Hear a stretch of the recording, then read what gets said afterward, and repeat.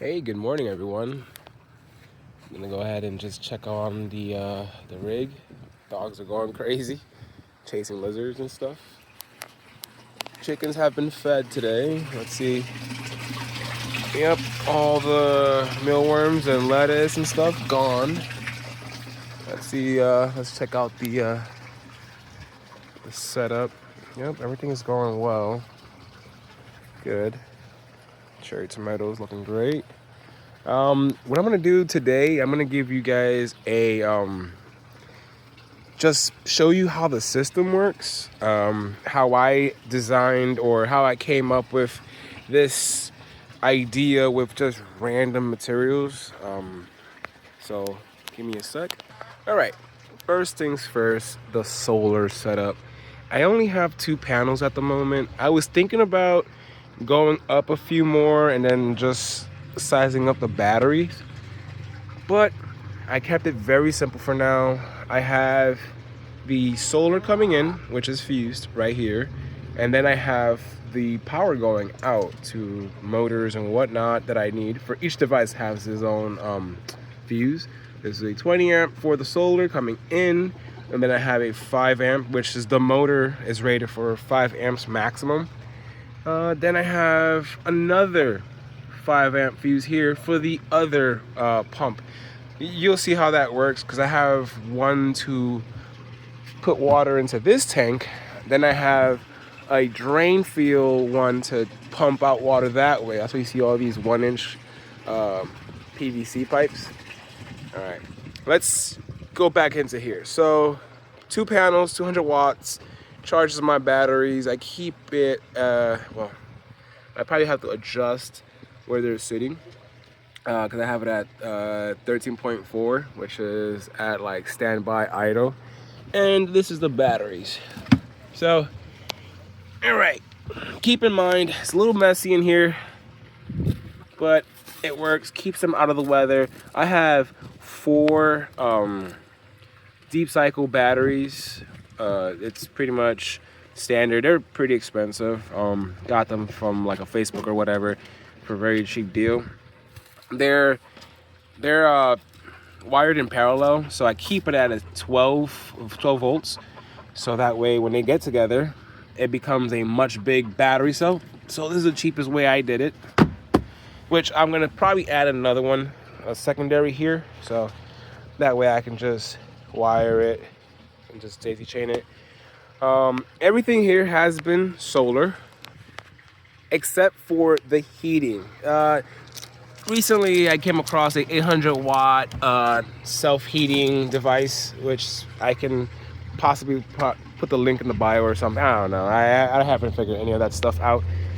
But that's the only thing I have plugged in as of now because winter here the cold front has been hitting us kind of different lately. But yes, this is the heart backbone of all right here. So let's go ahead and move this way. So I have a switch constantly over there. The pump is always siphoning up, pumping up, and it's just gravity doing its thing, overflow.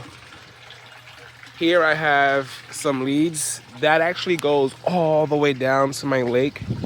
Here we have a time clock. Not a time clock, sorry, time switch. So this is a hour rated, so if I turn this, I'm just gonna put it for a few minutes because I think my neighbor already ran it. So close it back up. This here will then power the pump at the bottom of the lake. Give it a second. It comes up to the back of this. There's a 90 to 90. And as you can see, water immediately starts bursting through that. Comes this way.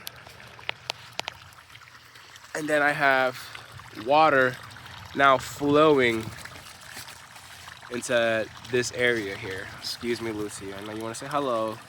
So all that fresh water back feeds here. This is a little channel. It back feeds this way, feeds my plants this way. Also, as you can see, I don't know if you can see, if I could zoom it in. There it is. So they're just staggered on top of each other because I want it to leak. I want my other plants to get water.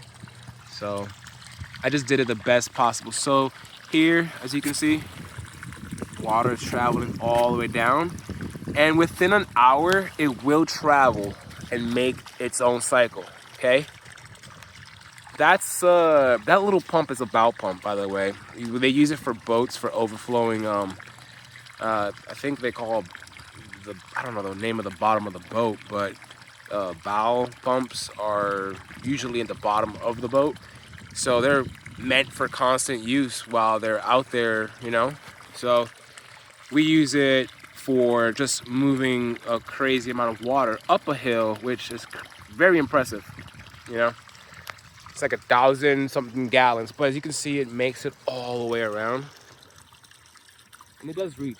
Thanks to my neighbor, he trenched it out perfectly, so now all it does is overflow. So you could imagine within an hour of just constant flow, here it is in action. It's working, doing its thing. The water is making its route around, and this is just set at 30 minutes. So in a full hour, it will just flood all of this, give enough water to all the plants, all the nutrients and stuff, all by solar. Yes, sir. Here we go. So I have to, I was gonna come out here today because it is great to put these on earth already. Sorry by saying like that. Putting it into the ground because they need to sprout, grow. This guy here, this is another passion plant. It was neglected, so we're gonna go ahead and plant it somewhere where it will get all the nourishments from that water, that same water, so we don't have to watch over it as much. Then back to here, we have all these self-feeding plants. So they're all daisy chained by this little hose. They're set up on a drip system. So they also get the water from the the timer, and then it comes back this way. There is a auto feeder up top of that reservoir that comes and drips, just in case, because we're using like a bed of sand, and we have a mix of wood and stuff to hold moisture. But Florida's sand is notorious. Like this thing, you could pour a little bit of water and it'll just evaporate. But yeah, back to the greenhouse. We haven't had an idea yet for like a actual solid set stone, but we're thinking basil, maybe mint, stuff like that, that usually takes over. This random bin here, surprisingly, these little flies come and lay their larvae, and it gives me a great source of bloodworms. I could actually put a net in here and get a good amount of bloodworms out of this and feed guppies that live in here. Yes, I have guppies in there. Why?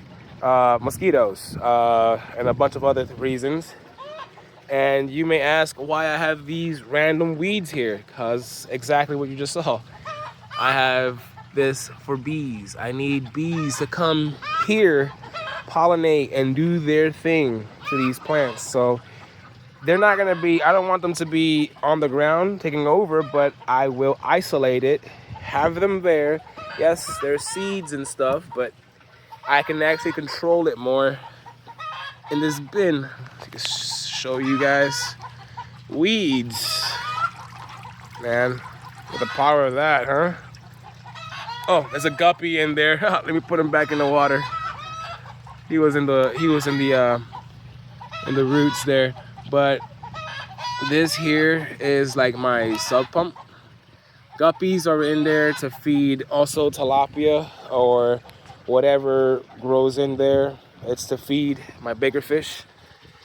Everything that I don't use, like as in like the wild lettuce that I will throw in there occasionally, or certain plants that I don't eat, my fish will eat. My fish will do the thing. filter, poop, all that, and then it goes into my plants again. So all this is just interconnected. So I have this here. Believe it or not, it is very helpful. This is a pump. Takes it directly from the source, the filter, and that goes all the way down and feeds it to each of my plants. Also, it taps into the ones in the greenhouse. I just haven't worked around it right now. I just have it here, there, and I believe I have it in the tomato plant too. Don't really need it there no more, but it also comes here.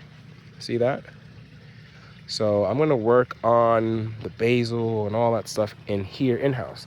Or who knows, maybe I'll get my own chickens. I don't know. I haven't made my mind up, but I do have a 20 by 10 greenhouse. So me and my neighbor have to come up with something creative for sure. And then we have, all this electrical. Again, I did it myself. It's all low volt. I actually got the good graded stuff. I don't have to buy half this stuff because guess what? The scrap yards, they have them, and sometimes they'll be nice and sell you a big old roll because that's just THHN or whatever that's called.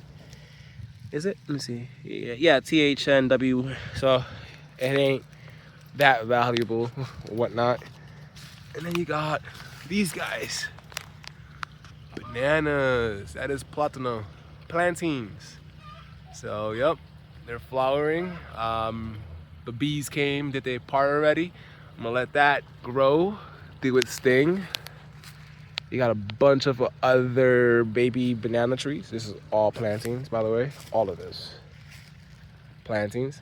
You got sweet bananas over there. Ooh, look at the size of that. Holy crap. Let me go over there. The size of that. That's gonna be insane. Look at that. That's another banana tree. This one here is another one. Different type of bananas, by the way. And they're gonna look crazy. Well, anyways, that's just a small thing of what we're doing at the moment. So I hope you guys enjoy. We're new at this, but we're gonna go ahead and try to post and just vlog as we go, because our goal is, and as it should, timer turned off on time too. Wow. So yeah, the system, we're working on it, and we're also just looking to improve it, make it more sustainable on its own. Growing the broccoli, the lettuces, and sweet tomatoes, and the sweet potatoes, and etc. Pretty much we're just winging it at this point, but you can join us on the adventure as we keep on posting, keeping it updated.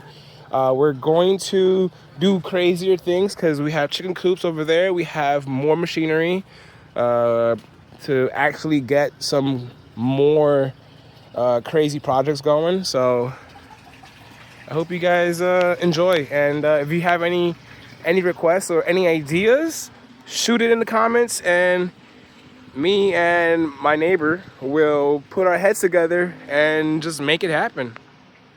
All right, peace, guys.